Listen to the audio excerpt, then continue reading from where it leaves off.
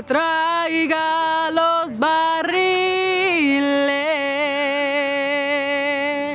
que la hacienda ya lo espera, que los negros bailan bomba. Dile a Catalina que cante bien la bomba.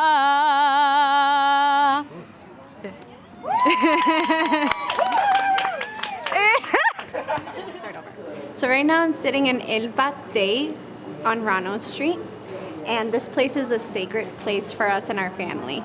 This is kind of our sanctuary. It's our safe space not only to learn about our background as a Caribbean culture, but also a place to build community and family, and a safe place to be able to raise my son. A place where we can learn about music and dance. We can learn about other people's culture, specifically the Puerto Rican and Boricua culture. And it's a place where no matter how you're feeling, once you leave, you feel a warm place in your heart. And there's nothing more that I wanted than to be a mother and have a place for my son to come and feel the same way that I feel too.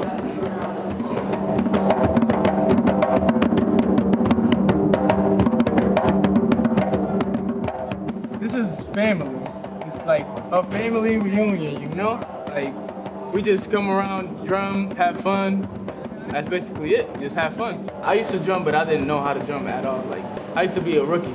And then as the years went by, I progressed and got better.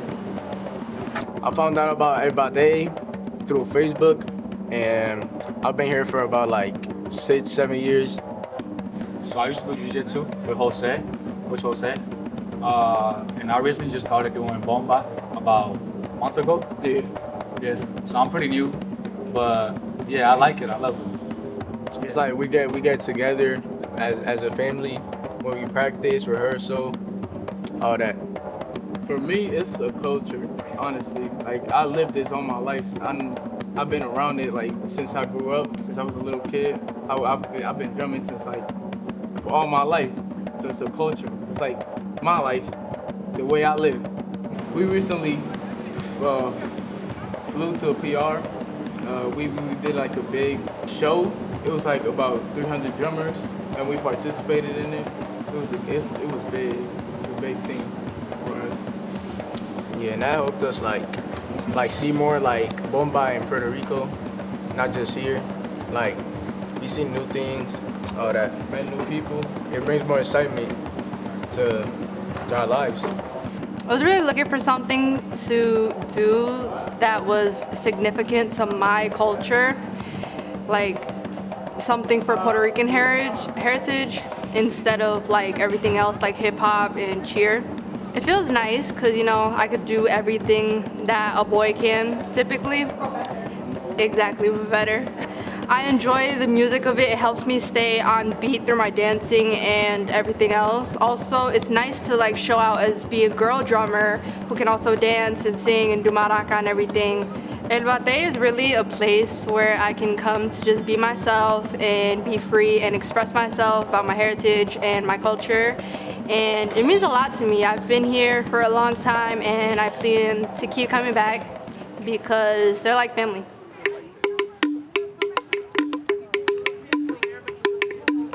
Taino tiwakiata, taino tiwakiata, taino tiwakiata, taino tiwakiata. My ancestry is Taino, which is the original indigenous people of the Caribbean. And the Taino are a people that inhabit islands of Cuba, Puerto Rico, which is we call Boriquen, Jamaica, the island of Hispaniola, which is we call Quisqueya, Haiti, and the Bahamas. And that was the homeland, and always has been the homeland of my ancestors. We are now spread and dispersed all over the world, actually, and we're also mixed. We Over the years, we've been mixed with other people that have come to the Caribbean, people from Africa, people from Europe. And so we are a mixture right now, but we still cling to our original indigenous identity.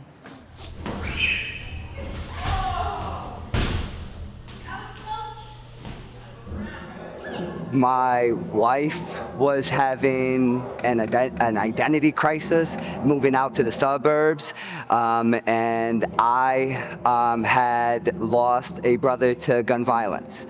And as my wife's journey began in reconnecting with her roots, her culture, and her people, we noticed that we had a community in Buffalo that we could build with. And she immediately got me out, dragged me out of my room, sitting in depression, and said, it's time to serve. And it's really part of our culture that we were just dreamers. We didn't see a community of problems. We saw a community of possibilities. And I had been an educator for over 20 years. I've been a college professor. My wife was bilingual. She was really in touch with her culture as well as this 400-year art of musical genre called bomba that was connected to slavery, social struggle, and an empowerment movement, that we knew we had something special, that it was our responsibility to give it back to our community. And that's what we got behind.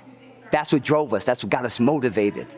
Traditionally, martial arts has, and especially in Western society, has become very toxic. I can get strong to actually beat you up.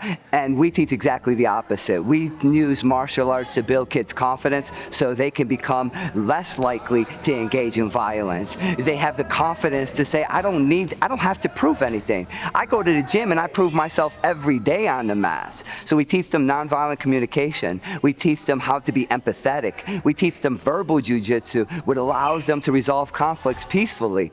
That has been really a big part of why we are engaging with our community to say that violence is not the answer, that there are better ways to stay connected. And if we really, most of the time, it's the people that we have conflict with are people we were friends with one time, people that are our family members, people who are our teachers, our parents, people that we love. And if we can learn to keep the quality of connection there, then it's possible to stay connected with people that we love and not use violence at all.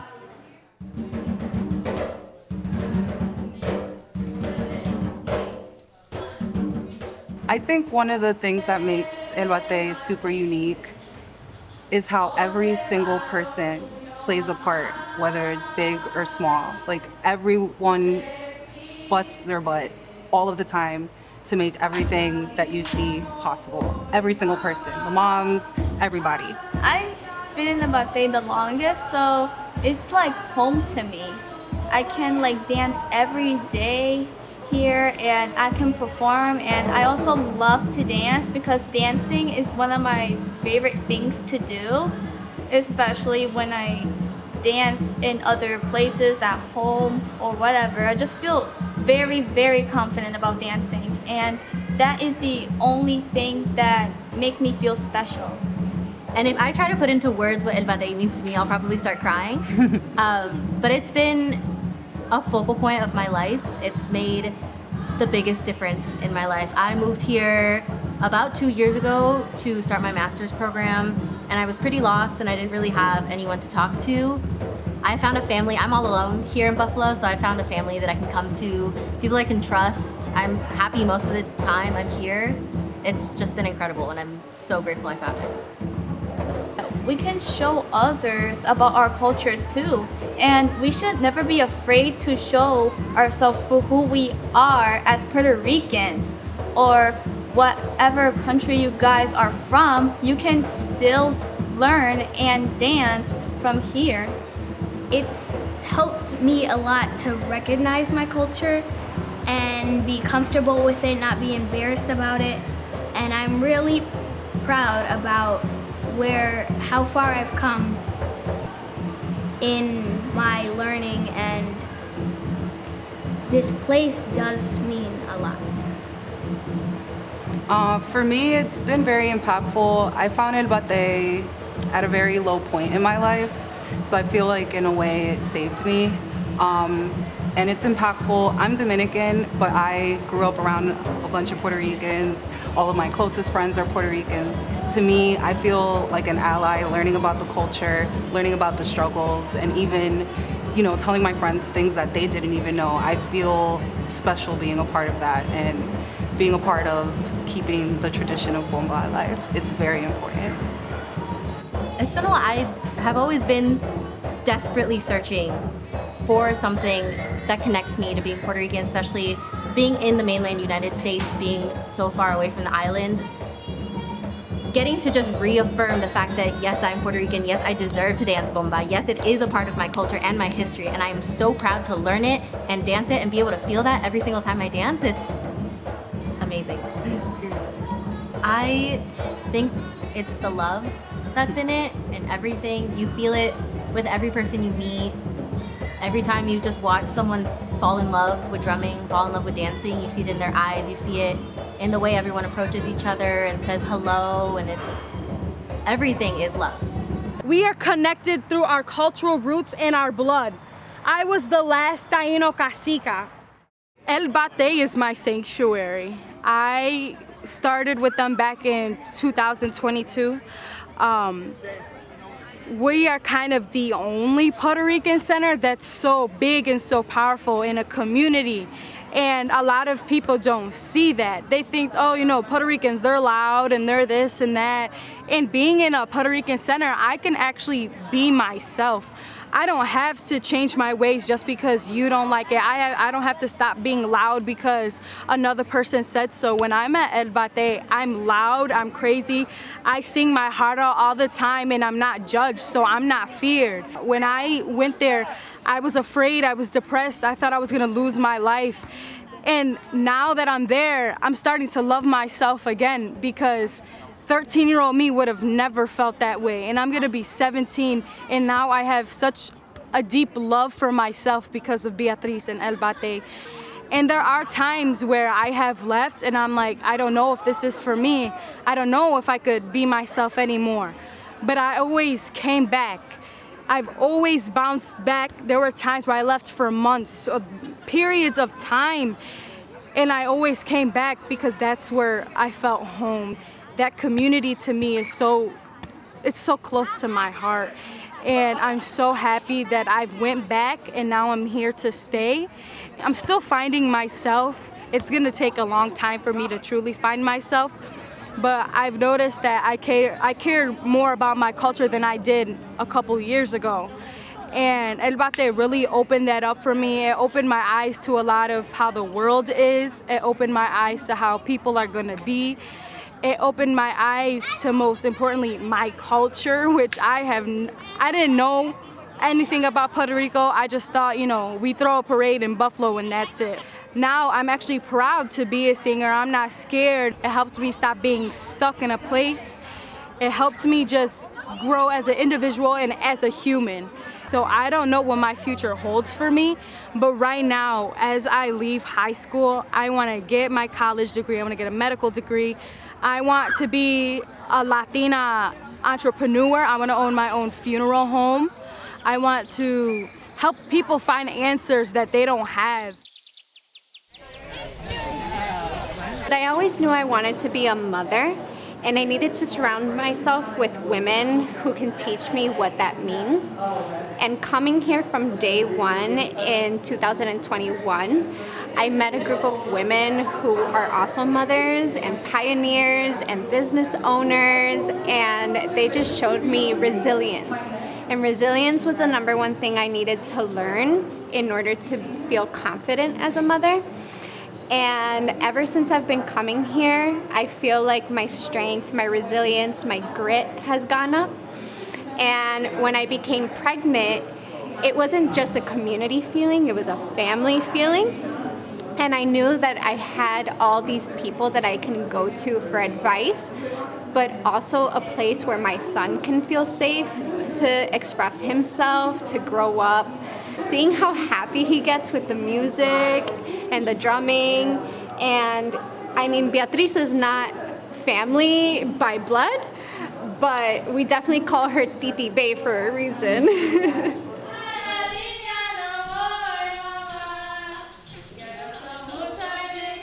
I am a Puerto Rican woman living in New York. I'm an artist, an activist. I live and die and fight and kind of dream for a better Puerto Rico and a better space for Puerto Ricans anywhere we find ourselves in the world. So where are we right now? We are at El Bate. We're in Buffalo, New York.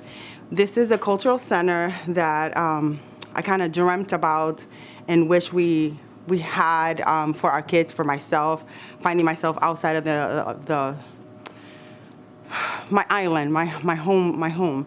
And all right, let's take a bit. I'm getting emotional. This is not good. This is a cultural center meant for Puerto Ricans, with Puerto Ricans in mind. And it's a very, very special place for myself and my kids and the community as well. When I started kind of bringing together what El Bate would eventually become, it was a personal need. It was, it helped me contextualize like who I am as a Puerto Rican woman, conceptualize our political status as well. It gave me kind of like a framework of like, we need a space where transformation can can actually come through. We need a space where we are kind of governed by ethics of care. We need a space where the community sees itself represented. I just thought about my needs, the needs of my kids, of being disconnected from their culture. And then when I tapped into that, my artistic self, being a dancer, reached out to the community, did a pilot program, and the need was vast. I was overwhelmed. The kids were coming, like we were 20, 30 kids at a time, and El Bate became what it is now. And it has adjusted, it has evolved. The needs of the community vary, but we have always have, in the center of it, we have this need for loving and community and just being together and then changing and being able to dream a space that is different, being able to imagine a new way. And it's almost not even new, at least new in the context of that we're in the United States. Everything is very individualistic, but new in a way that we look back to our roots. We look back to how our ancestors did it. Spanish and English are languages of the colonizers, were imposed in us, but we know that is a powerful tool. So between language, art, and community, it just lends itself for us to be able to resist, to thrive. Not only resist, because we don't focus on so much the negative and what happened, because we know it's there, we know the history, but how do we move forward together and stronger? And I think that's why it's important to be rooted. In a political stance, anything that happens in our lives is political. So knowing where you are, knowing the history, knowing how politics works, it's critical. It's paramount for our people to be well-versed, well-knowledge, well-organized, and to love each other. I remember our first class. At the end of it, she's like, all right, everyone sit down and get in a circle. And I'm like, oh, okay. We're sitting down, we're getting in a circle. And she was just like, everyone just say how they're feeling, whatever it is. And I was just like, oh my God, okay. We're speaking about emotions too? Oh my goodness. Like that's, again, something that I feel like in the Latinx community, we don't speak about our emotions. We kind of just dig everything inside and keep it bottled up. But yeah, she offers a safe space. I've learned so much about myself through her pushing me, and I appreciate her. One special thing about El Bate is that it's very, very matriarchal, and it wasn't planned, it wasn't strategic, it wasn't out of hatred for men or any political thing. It naturally happened, and I can't help but to think that this is the way it is because it is in our DNA. The Taínos were matriarchal, the Cacicagos were matrilineal. You know, the women were in power, and wherever there's women that come together, community happens, change happens, transformation happens. And the moms, the dancers, the singers, they're always, anytime we had to organize any events, anything that had to do with the community, it was women behind me, in the front, beside me, pushing me forward, doing the cleaning, picking up the garbage, doing the things that maybe I was scared to do. She definitely unlocked something in me that I've been working on for a long time, which is my confidence in speaking up speaking up, for rights, speaking up just to speak, being confident in my dance moves and in the way that I bring myself into a space. And she also taught me to not be afraid, of what life brings at you, to always keep your crown up. So even when I'm walking down the street, she comes to my mind to always keep my head up. And on the most hardest days during my postpartum, I would remember that. I would carry that with me and remember that no matter what storm I was going through, there was someone that I could go to, and someone that also looked at me and said, "You're doing a good job. You're doing an amazing job."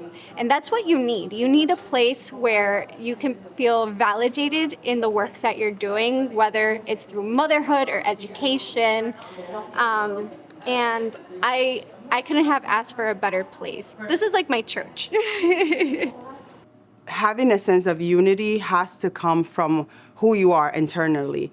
And that doesn't happen for us organically, because if we think about contemporary context of Puerto Rico, we are a colonial state. And by definition, our culture, our way of life, our language is meant to disappear. So it's a form of resistance, it's a form of love, like in action. We made it a point to build community, to build love, to create a garden of care, of love, of responsibility amongst each other. That to me is energy well spent. Anything outside of that, it's not important to us. It really is not. It's a waste of time. We have youth that are coming up, losing their language, losing their connection. We have youth dealing with depression. There's a study that came out that Latino women and Latino men are committing suicide, are ridiculous numbers. So you are disconnected from your roots. And families alone cannot do it because they have to work. They have to attend to life. They are on survival. The way the capitalism and the system is built, it's not built for us to be in community and love and have those organic spaces that hold community and hold each other. That's where women kind of like excel at it, because we are natural caregivers. We are kind of like, by societal standards, sacrifice and put the community first before ourselves. But in that, something magical happens where women also uplift themselves, empower themselves. In El Bate, we have women building their own businesses. Not credit to us, it's because that's what they had in them. The kids here have become family. I've gone to their graduations. I've gone to their, birthday parties. And we spend so much time here that it's almost impossible not to get attached. Like I had two girls, a girl and a boy, and then my husband had two girls. So we have 4 kids, and we always wanted a larger family. We have it, and then I get to return them when they get like bad. but we become a family. It's inevitable, and those links and those enlaces are like a lifetime. The kids are everything, and they are the ones that are gonna carry us to the future. So why not invest in them? That's like common sense. Bomba has kind of like an array of way that it can be expressed, but it's very standard, very traditional. You have the lead drummer and then the buleadores, which hold the rhythm. Then you have a dancer or dancers that come out one person at a time through El Bate, which is the space where you dance, and this is the name of our center, El Bate. And they interact. The drummer and the lead drummer and the dancer interact. So the women or the men that are dancing are making music with their dance moves. So opposite to kind of like juxtaposed to the Western music where you follow the beat, we create music. The dancers create music. It's a form of expression. It is said that they tell a story because you really go in there and it's improvised. That's another thing. It's super improvised. It's on the spot. It has structure. It has technique. But when you're there doing your thing, you have to create. It's beautiful. Bomba is Puerto Rico's oldest musical tradition. It's about 450 years old. As Puerto Rico was developing with the colonial force coming in, the indigenous people being decimated, and the Africans being enslaved, that cultural mix-up kind of lends itself to creating this musical tradition that was used to rebel, to bring community together. it has evolved tremendously, but it's always had a political angle and a resistance angle. It's definitely Black music. Black Africans created it and their descendants. And just as Puerto Rico has evolved, the Puerto Rican people have evolved too. And by political forces, we have been whitened intentionally. So it always holds up a mirror to the world, to the colonial forces, because it's upfront. It's in your face. The music is strong. It's percussion led, and it's unapologetic. But you also see the community, the synchronicity, the love. You feel that ancestral energy. It's secular, but it has a spiritual aspect to it that everyone feels. It's undeniable. So I think bomba encapsulates Puerto Rico in a way that no other music can. Not even reggaeton. So One of the things that really drew me to Beatriz is how she just goes so hard for how bomba is also Black, and she does not shy away from saying that. She recognizes Black Latinos, Afro Latinos. I'm not used to that, so I thought that was really special. I felt welcomed. I identify as Afro Latina, so that made me feel really good. Bomba is what brought me to activism. Bomba is what brought me to knowing my history, my ancestors, knowing my roots. The way that this cultural tradition is set up, it's meant to be done in community. You cannot do it solo. You cannot do a bomba solo. You cannot do the singing without the drumming, the dancing without the singing, the drumming, and vice versa. So it's really structured in a way where community comes together. So it gives us the blueprint, and I know for sure our ancestors knew what they were doing when that happened. Historically, when the enslaved people were brought to Puerto Rico or the Caribbean, they were brought over from different tribes. So they created this new space to be able to build community, rebel, to conspire, to do a bunch of things, you know what I mean? And thrive, and to love on each other because they didn't have a common language. And the history of Puerto Rico is pretty much that as well. We are not triracial, multiracial in a sense. And our identity has been centered around the nationality, Puerto Rican. But the history is there that even though we may look different, we have different shades, there's something in the center that brings us together, and that is that culture, that history that's embedded in our DNA. I think that's why I believe in bomba so much, because it's all revealing and all transformational. It impacts an individual at a different level. It literally makes you look internally. So for me, my journey in bomba was one of discovery of who I was, discovery and this yearning of being connected to my people and my community. So bomba in itself has literally uplifted me, carried me, and through the best times and the worst times, because of the way that it's built. It forces you to face your fears. It really does. When we created the space and it started evolving, I wanted people to come in and first of all, feel welcome. And I wanted them to come as authentically as possible. We as people, we want expression. We want to be safe. We want to be able to own who we are.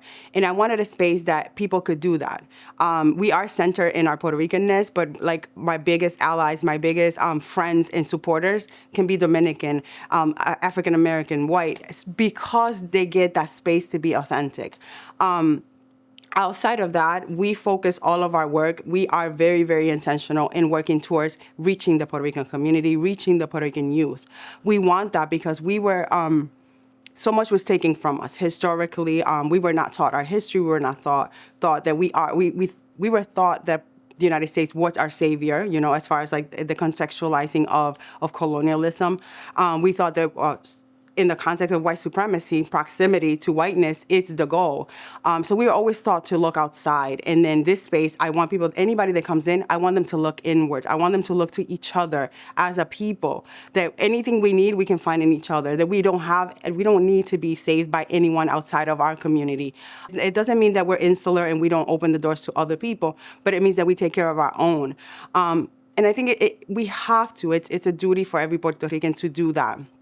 to look next to you, to look at your neighbor, to take care of each other's kids. And I think that's the way of our grandmothers. That's the way of our ancestors. And that's what we're trying to kind of bring back together when they come here, is that this is a space where connection is paramount, where you will be safe, but you will be called to action as well. So anything we do for you, we expect for you to do for others, in a way that moves the community forward together. There's so many things I appreciate.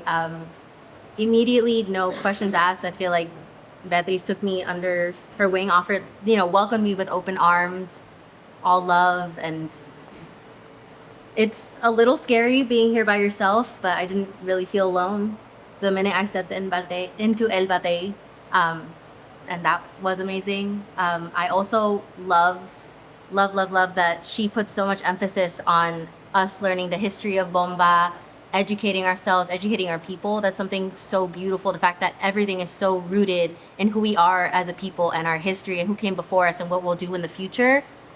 That kind of just such a holistic, beautiful education is so admirable. And it is even better that she's such an amazing person. So it just keeps on building. Betty, she's like a mother for me here.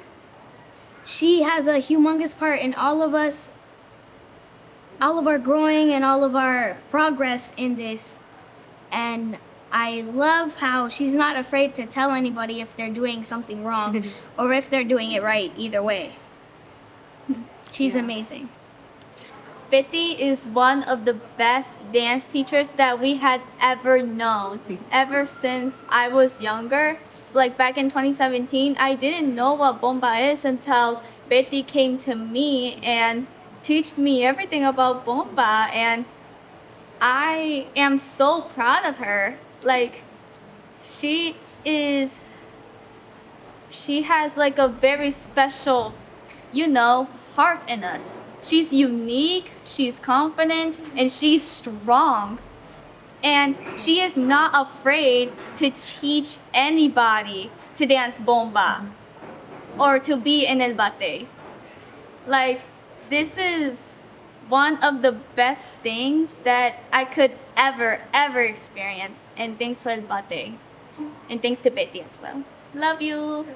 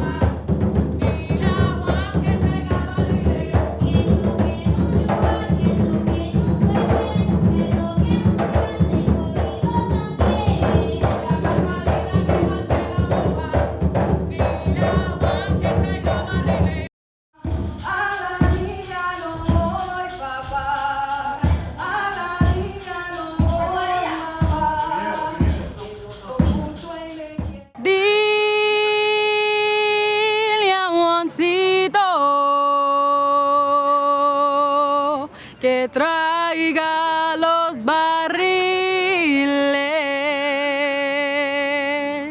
que la hacienda ya lo espera, que los negros bailan bomba. Dile a Catalina. Their bodies, not just their face, their arms, their body too. Okay, you're all set.